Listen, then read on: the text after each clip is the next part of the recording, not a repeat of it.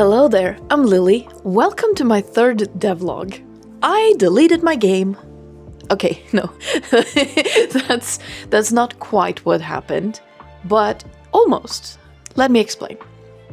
As I mentioned earlier, I am not normally a fan of 2D games, and I really don't like pixel art. I'm sorry, don't get me wrong, it can be cute and charming and build up a lovely feeling in a game. But I want to make a game that is something that I love, because, let's face it, while building, I'm gonna be looking at this for hundreds and hundreds of hours. So I set out to create something that gave me a better feeling.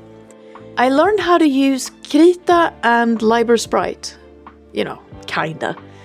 And with them, I started creating new tiles to rebuild the world with. I liked the overall color, but as I started to assemble it, the feeling was not at all what I was going for, so I threw this out and went back to the drawing board.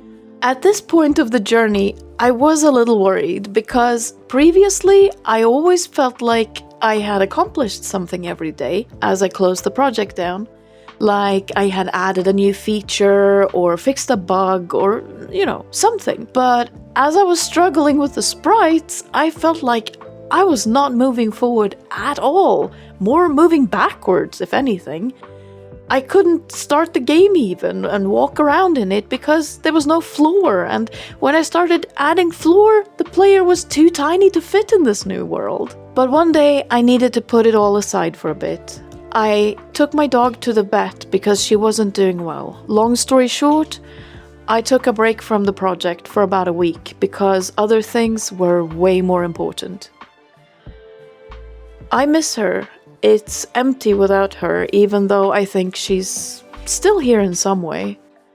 But I knew that I needed to start doing something and have something to look forward to every day, otherwise I wouldn't make it out of the bed in the mornings.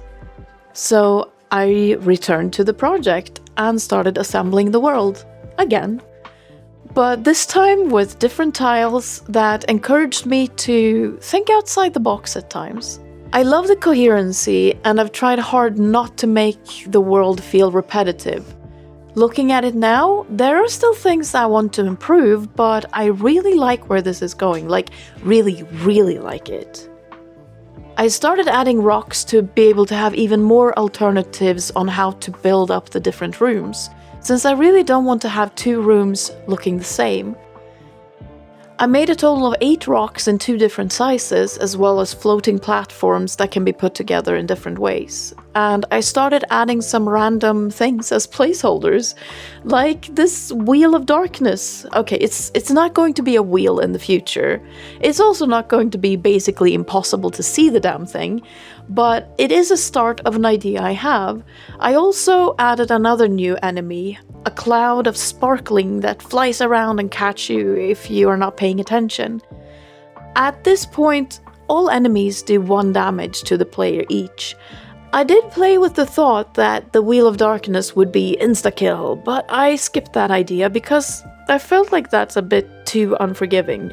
And I keep jumping into the damn thing over and over, so let's not. But maybe in the future I'll change it to 2 damage or something, I'm not sure yet.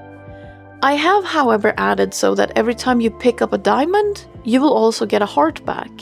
It feels surprisingly nice to heal up a little bit after clumsily walking into something by mistake. I wish I could do that in real life too. Another idea I had was to make certain parts of the map only accessible to the green version and some only to the red version. Perhaps with a portal or something similar. However, I didn't want to make it feel like you have to use a specific one, because I think that everyone will play the game a little differently. Personally, I still mostly use the green version because it suits my playstyle more. But with that said, I did implement a system where some paths are better suited for one version. And to show this in a small way, I added a little light source on the rocks. Another small thing was that I made it so the mouse pointer now is hidden as you play. You just need to move the mouse to have the pointer show up again, so it's easy to get back. But I got so bothered when someone was playtesting and the damn cursor was in the screen constantly. Why am I like this? At this point, I have spent about 100 hours developing this game.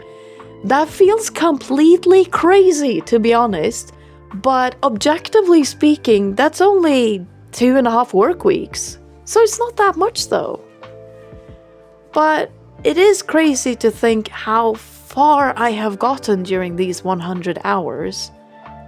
Wow. And I hope that you will join me as I continue this project. The Discord server is up and running, by the way, and you are super welcome to join.